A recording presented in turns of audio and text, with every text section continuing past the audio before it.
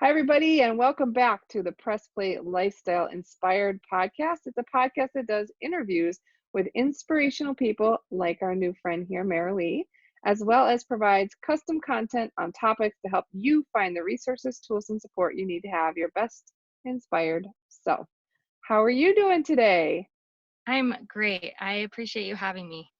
Oh, thank you. I'm like, with everyone being so busy, I'm just so blessed that people are still trying to find time, no matter where they have to be to find that time to spend with me. So let's acknowledge for those that can't see you right now, you are in your car doing our podcast, which is super cool. So thank you for figuring out a way to make it work no matter what was coming up.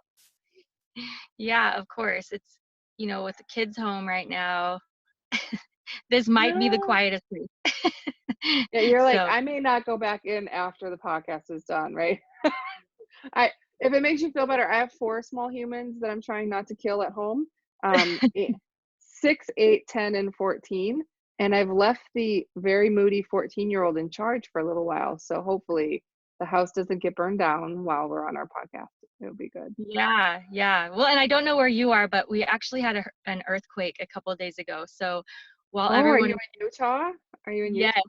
we're in Oh Salt my Lake City. gosh. So, while everyone's already on edge, now my kids are 10 times on edge. So, Oh, I can imagine. The poor little humans. Well, hopefully they get the wiggles worked out, so yeah. why don't you tell us a little bit about yourself then, Merilee? Like, besides the fact that you're from Utah and the world just shook literally all around you, Yeah. what else would you like to share with the audience today? So I am a certified wellness coach, and I have a background in psychology and organizational communication and cognitive behavioral therapy. Um, and my, motivation for becoming a health coach was kind of my own physical and mental health journey. And it was really about not wanting anyone else to feel stuck or as hopeless as I did, because sometimes you feel like there's no answers, but there are, and there are ways to heal. And so that's what I do and why I became a health coach. Wonderful. Yeah, I think what I found, I literally talked to someone a little earlier today, and she became a different type of coach, but the reason she became a coach was because she had something, kind of really difficult happen in her life, and she was able to find a way to overcome that difficulty and essentially just wanted no one to ever feel that way ever again. And I think we find a lot of us in that kind of scenario. So, Right. can tell us a little bit about, because in a nice way, I don't know a nice way for stalking, but let's just say the nice word for stalking. I was stalking your great programs, and the name of it, Connect the Dots, was really intriguing for me. So I was wondering if you could just tell us a little bit about Connect the Dots, and if there's like anything behind the meaning of that, that would be interesting to hear about as well.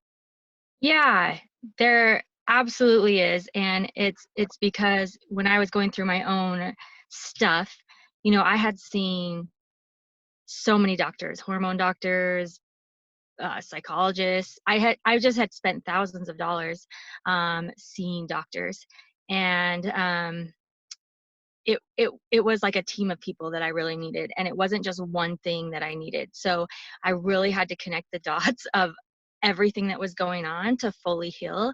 And I think sometimes that's the problem, is like we just focus on one thing. Like we focus on, a certain doctor or a certain way of healing, but sometimes we need more than one thing. And I think that's where it gets confusing and it gets feeling hopeless. And so that's where the name came from, is, you really do have to connect all the dots of your health and your well-being to fully heal. Yeah, I love that, and I think that's super true because sometimes healing, even if you have a physical ailment, the healing that you need to do is between the ears as much as the problem that you're struggling with.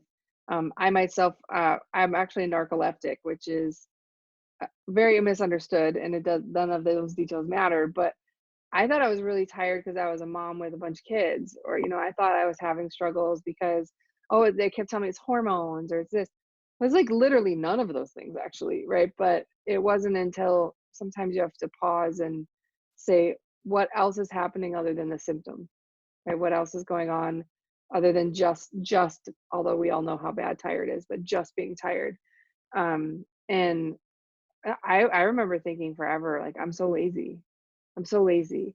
I'm always so tired. I'm like the laziest mom ever. And then my husband's like, you're like the least lazy person on the planet. Like, you're always doing stuff. But I didn't feel that way, right? I felt like I was letting everyone down. So that wasn't a healing through medicine or through the doctor that needed to happen. It was like between the ears of Jackie Schwab that needed a little support there. So is that kind of what you mean? Like there's like the healing of the whole body and all of the parts that are yelling at you right now. Yeah, definitely. And one affects the other. So, if mentally our wellness isn't up to where we want to, it affects us physically. And physically, if we're not where we want to be, it affects us mentally. So it is healing everything to be feeling our full health and our full, wellness. Yeah. So you said basically your own health challenges and your own struggles really led you to this passion for helping others connect the dots. Um, how do you show up that way? Like, how do you help others connect the dots in their challenges? So, well, a little bit about my journey is that it really started. Well, I'm sure it started like in childhood somewhere, but I really started showing up for me after my first baby, and I started getting really terrible anxiety, which I hadn't really experienced before in my life. I have a degree in psychology, so I've studied about it, but I'd never really experienced it and how terrible it could be. So that lasted for about 9 months after my first baby. But then it got better, and then I got pregnant with my second baby. And during that pregnancy, I was diagnosed with melanoma, and it was really tough to feel like I didn't know whether it was going to spread to my baby, and whether it was going to spread to me, and I wouldn't be there for my kids. And I had to wait for a little while to find out if it had spread to my baby. And it just really made me aware of all of the things that could cause cancer and could hurt my baby. And so I started getting really anxious, obviously, but I also started developing OCD. So I was having I was doing things to alleviate the stress and therefore developed the OCD, which I had never experienced at all. And I was kind of more like a lot of people are, like, pull yourself up, like change your attitude. But it wasn't that easy. And so it really flipped my life upside down, my family's life. It got so bad that I couldn't really leave the house or do, normal tasks like cook dinner or change my baby's diapers. Um, it was really debilitating. And then I became so sick that I couldn't walk up the stairs. I couldn't lift my arms above my head. And I, that's when I had seen so many doctors, and they told me, it's your hormones, or which probably contributed. And they told me, take this medication, and medications helped in their own way, but they didn't solve the problem. And I knew intuitively there was something more going on. Like, I knew that there had to be something else. Finally, after years of struggling with this, I was diagnosed with Epstein Barr and mono. So I kept getting mono over and over and over again, which I think was a huge contributor to my anxiety, because like you said, it's like, you're so hard on yourself. I'm lazy, I'm worthless. Why can't I just do this like any other normal mom? But I had a virus that nobody diagnosed for years. So I started healing that virus holistically, and not expecting it, or not the purpose of healing the virus. But my mental health got better quickly. So my anxiety started to fall away, my OCD started to fall away. I was able to manage them better as soon as I healed the virus. So it was right then that everything kind of clicked for me, that it's all so much more connected than we can imagine. So, and I don't know whether which contributed to which first, but it was a cycle. And so it made me realize how important nutrition is for our mental wellness, and which led to my study of viruses and their effect on our mental health. and our mental health's effect on viruses, which we all have viruses, whether it's Epstein Barr or shingles or um, uh, herpes simplex. Like, we all have these viruses that live in our body, and they show up in certain ways and affect us. So yeah, that's kind of my Yeah. story. Yeah, I can see how that would be so that's super interesting. It's always interesting. I love other people's stories. Uh, my initial diagnosis was I had Epstein Barr virus, teeter, and so so they're like, oh, because you have that, that's what everything is. But it turns out I had something different and that, right? And so Mhm. we went through. It was I'm in my 40s now, but it was like a 35-year journey to finding out, no, I've always had this other thing. And I also had this happen. And then you're like, oh, I'm lazy, I'm this, I'm that. And oh, it's the food you're eating. I remember one doctor I ended up leaving 10 years. She's like, well, you wouldn't be so tired if you weren't so fat. And I was like, oh, that's helpful. Cause I feel really good about myself now. So like all this stuff kind of building on itself. And then you begin to believe what other people are telling you because you don't know. Like you don't know the answer. And Yeah. luckily, like I don't know if lucky or not, you find out that it's the virus piece. But I think having other people like reinforce all of your fears, saying, yeah, you're right, you are kind of lazy. Yeah, you're right, you are fat. You're right, you are a bad mom. You haven't got off the couch all day. And then it just kind of morphs into more stuff and more things in your head as well as your body. So similar journeys, at least in terms of health and health on this. It's not just tired, right? It's tired at a whole new level, and even your brain gets tired then, right? And then you had all those other things going on. So now that you kind of know all of that, right? This like such an amazing gift to be aware after and find a positive spin on all of that you've been through. How do you help clients, find their or connect some of their dots? Yeah, well, and I want to say on that too, I think that's a Sure. huge issue for a lot of us, is that we go to these doctors who we expect to have the answers, and we are supposed to trust them, and they're supposed to know their stuff and they do know stuff. But to hear from doctors like, there's nothing wrong with you, everything on your blood test looks fine, like, you're fine, is really hard to hear. And then to hear from your loved ones too, what's wrong with you? It's really tough mentally. So that is something I would love for people to know, is even if someone says, everything's fine, if you're not fine, you're not fine, whether that's Yeah. mentally or physically, and there's something you can do about it. So, Yeah. So um, you give people essentially. I love that. So you're giving people for permission to not be fine, because your yeah, body was telling you so loudly that something was going on, and because we couldn't figure out how to help it, it just got louder, right? And louder and louder and louder. right. Yep. Your body's always telling you something, and it's something always valuable. So, and that's really what I do as a coach, is I help, listen to that intuition. But then there's so many things we can do. So there's so much testing you can do medically. You can get tested for viruses. You can get tested for genetic predispositions to your ability to detox. There's just so many things you can find out about your body now, which is incredible. Um, and then we focus on those. So, when I was diagnosed with the virus, they said, there's nothing you can do. You just have to go home and rest. And I'm like, I've been I've been dealing with resting for 10 years. right. So I found a practitioner who specialized in these viruses, and we basically, before you can kill the virus, your body's already trying to get rid of the virus, your immune system, and that builds up this viral debris in your organs. And that viral debris is like this sludge that, if you can't get rid of it, that's when you start feeling these symptoms like fatigue and skin outbreaks and rashes, and that's when you start having the symptoms, mental symptoms. um, so what we have to do first is clean out the old, get out all of that viral sludge, get out all of the environmental toxins that are all around us, so that your body can handle what's coming at you. So then it can fight off the virus naturally. Then when you have stressors, your body can handle them properly. So, when you have cortisol running around your body and adrenaline and all of this stuff that's just wreaking havoc on your body, until you get rid of it, you can't handle anymore.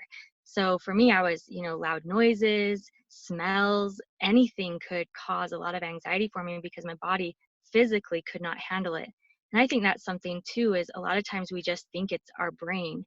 Um, but our body has to be functioning properly uh, on a physiological level to be able to handle stress and to be able to handle anxiety. Um, so we clean out the old before we introduce the new, which is coping skills, and there are ways to kill off the virus holistically as well. Um, but it wasn't until my body was functioning properly and wholly that I could implement those coping mechanisms. I've been going to therapy for years, and the coping skills sounded great, but it was really difficult to implement them until I cleared out everything that was already there and got my hormones, my stress hormones, where they should be, and got my adrenaline down and got my adrenal glands functioning properly. And as soon as I did that, I was like, oh, I can do these. This feels fine. So Mhm. so that's something that we do is clean things out on a physical level, and then work mentally with coping skills and understanding how the brain works, understanding how the neurology in our brain uh, began in the first place, and how we can rewire that, which is really exciting that we can rewire that. Yeah.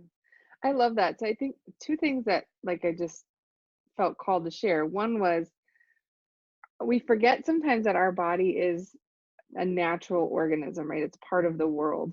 And if right now, if the rest of the world is seeing this, we're all kind of, depending on timing, we're dealing with the coronavirus pieces. But an example of how healing the physical entity can have a positive effect would be if you look at Italy right now, a lot of the people are shut in. It's an awful thing. However, they're now seeing wildlife back in the city for the first time in decades, right? There's dolphins swimming in the water. There's swans that they haven't seen in forever. There's all of this wildlife that is coming back to the earth in that area. And why? Because it was able to have a break from all the stress, physically healing from all of the things, all the stress that's been put on it, right? All these, and our bodies are the same thing. I think there's a lot of, and I myself am a coach as well. So I think a lot of times we get caught in this mindset of mindset work that if you fix your head, it all get better. But in your example, and in the earth is showing us right now in China, right? They turned a bunch of factories off, and now there's a whole bunch of more blue skies. Sometimes you have to deal with the physiology first before you can deal with the neurology and the mindset work and the all of these. I have a child that went through ABA for 6 years, so I've learned all this applied behavioral stuff.